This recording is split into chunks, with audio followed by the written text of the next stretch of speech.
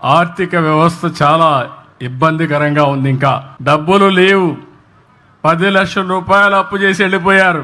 అప్పు ఇచ్చేవాళ్ళు కూడా కనపడడం లేదు. ఎంత గారాబంగా పెట్టావురమ్మో. అప్పు ఇచ్చేవాళ్ళు కూడా కనపడడం లేదు.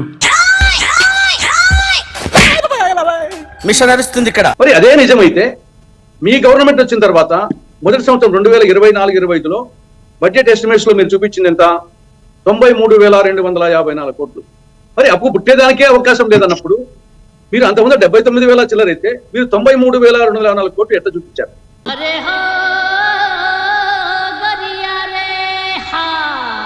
ఓ దిక్కు అప్పు పుట్టదు కూడా చేసిన అంటున్నారు, ఏదో అప్పు తేనట్టు. కానీ అంతకంటే మరి 79,000 చేస్తే మీరు 98,000 అంటే 20,000 కోట్లు ఎక్కువ చేశారు సంవత్సరానికే. ఇంకా ఈ సంవత్సరం 2025-26లో వచ్చే సంవత్సరానికి ఎంత చూపించారు? 1,04,383 కోట్లు.